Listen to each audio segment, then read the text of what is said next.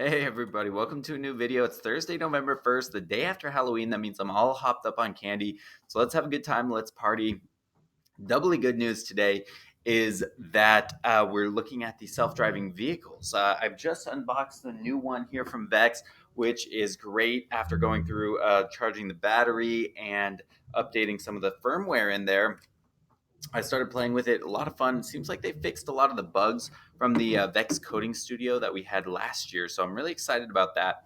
I've opened Vex Coding Studio up and I've gotten this screen right here. Now you have a few options. ModKit is the one we're going to choose. C++ lets you look at your robot and also modify the C++ text.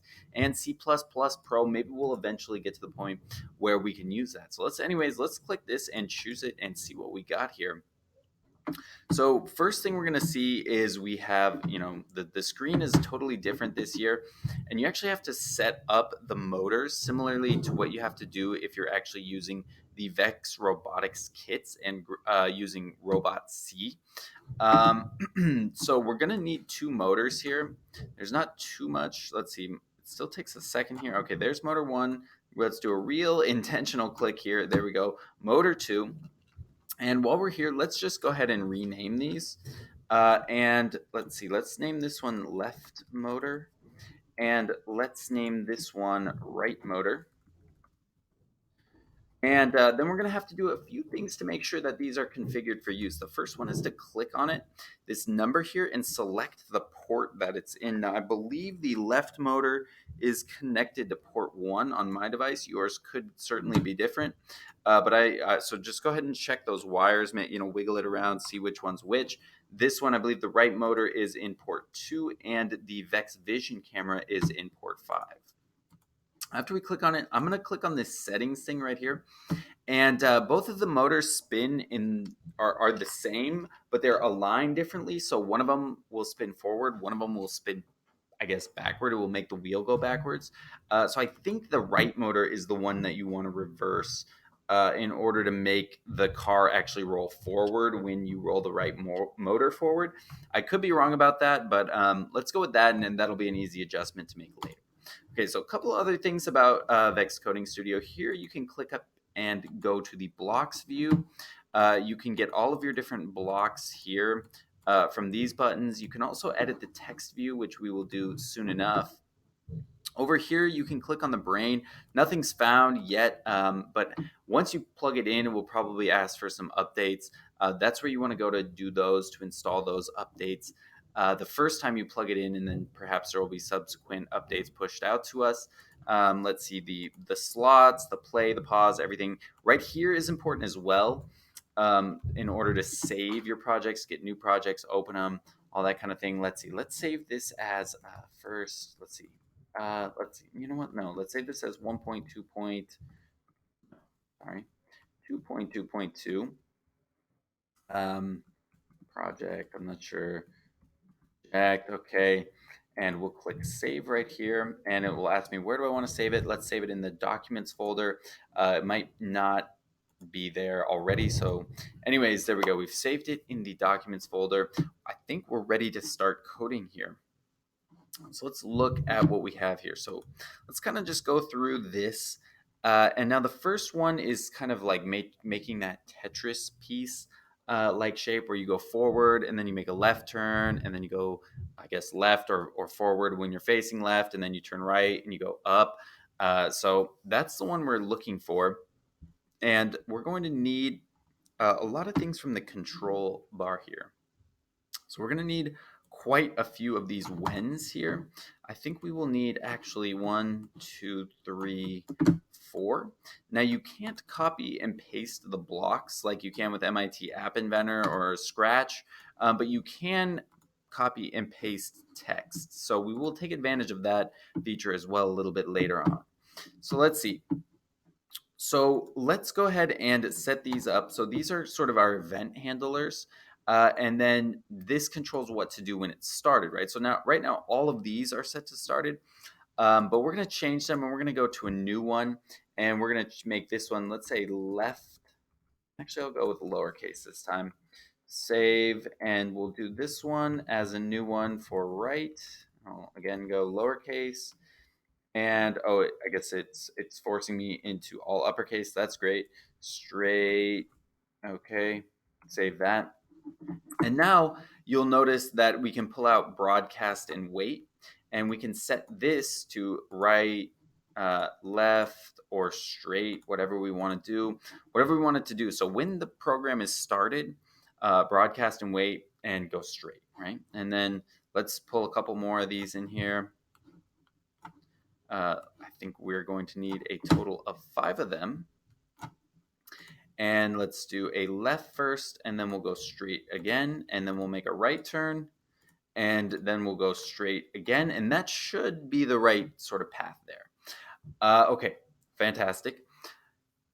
So that is looking good. Now, one thing to note is if you don't have an event handler for when straight is broadcast and weighted, then you will end up with, you won't be able to set this right here. So I would recommend pulling these out and creating the straight, right, and left event handlers before trying to add the broadcast and wait commands.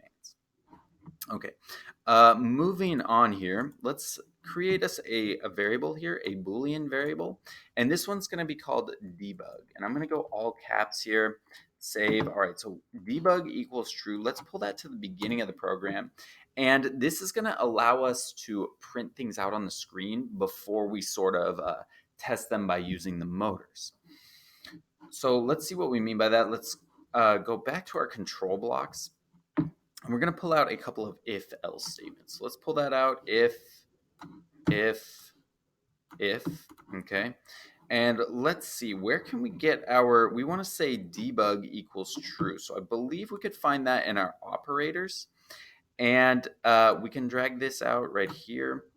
And we can change this to if debug equals, and then let's change this to true. Okay. Now I'm going to take advantage of copying and pasting for the first time. I'm going to go over here and copy my debug equals true. It's running a little bit slow here. Okay, there we go. Let's copy that and let's paste that in there. Okay, good. And then let's go back to the blocks, and you can see the blocks have adjusted to match that. And furthermore, this has become a triangular block when it was a rounded block. So that's nice. It's good to know if you're having like some issues with blocks looking funny, maybe just going over to the text and then back to the blocks. Sometimes that can have a positive effect on things. So if debug is true, we're not going to actually move. We're just going to print something. So let's put this in here, and let's put in straight. Oh, and we need our quotes, straight, and our end quote. And then let's go ahead and just copy this. And I'm going to copy all the spaces as well. Oops, I think I didn't get it. Okay, there we go. And then, so if debug is true, all right, we'll do that. And then in here, we'll actually just change this right. And then we'll paste it in here as well. And we'll change this to fantastic. And else, we don't know what to do else yet. Okay, so seems like we might potentially be able to test it out now. So let's go ahead and try it and see if this is enough, or if not having our else's filled in, it's going to cause us an issue. Let's see. I'm actually out of USB ports here. Going to have to unplug my mouse. I guess that'll be fine. Okay, so let's plug it in here. Let's plug our robot into the side here and turn this thing on. Hopefully I'm not out of batteries. No, we're good. Okay, there we go. So you can see here, this was me testing it a bit earlier, and now usually it kind of pops up with a thing here saying robot is plugged in. Hopefully that's all fine. Let's click download and see if it works. Does not. Oh, there's the bell again. No brain connected. Please connect the brain. So I've had this issue a little bit. It seems to just be a matter of plugging it in and unplugging it and replugging it. There we go. Okay, now it's connected. So, okay, good. All right, now let's see if we can download this and run it. Okay, compiling it. Oh, download complete. Fantastic. Now you can see the project or the program immediately pops up on the screen. So we can hit run and let's see what happens. It says straight left, straight right, straight. That is good. Now they all popped up at once. One thing I forgot to do was add a couple of wait times in there. So if we add a wait here and we add a wait here and we add a wait here, they should pop up a little bit slower. Let's see, let's do a save, make sure that gets it. Okay, and we'll end the program here. We'll hit that stop button and the home button. Okay, good. Now let's download it again. Compiling. Okay, good. And here it is, 2.2.2 project. Run that thing. And I think actually I put the wrong thing in there. Straight, left, straight, right, straight. Oh, perfect. It works. Works beautifully in debug mode, right? So it's printing what it's going to do. It's going to drive straight. It's going to make a left turn. It's going to drive straight. It's going to make a right turn. It's going to drive straight. That's what we want. Okay. So now, of course, we don't want to just print words on the screen, right? We want to actually try this thing out and drive it a little bit. So for that, we're going to need to go to our actions drawer. So the actions drawer, this is where the excitement happens. Right here, of course, there's all these print screens, which I think we got before. But there's also the motor commands right here. We're going to need a bunch of these, and maybe I'll just actually use my copy and pasting prowess right here. And so I'm going to give you guys, I'm not going to give you the entire program, but I'm going to give you some hints here. Left motor spin forward, that basically just turns the motor on, and then you can turn the motor off right here. So if you separate those, again, with some wait time, wait, where is it? Wait 1 second. So if you separate those with some wait time, it will drive forward for a set amount of time, right? So that could be pretty useful right there. Of course, you will want to change this to right motor so that both motors spin. And of course, you will need a stop for the left motor. Where is that? I don't even know, whatever. Oh, it's obviously in actions. Okay, good. And then in terms of making turns, I would again recommend spinning both motors. One, let's do a rotate 4. Let's go right here. Rotate 90 degrees. And then left motor, or we'll change this to right motor. Now this will rotate it a certain number of degrees. So we'll go from, like, I guess 0 degrees to 90 degrees right now. And if we could change this to, say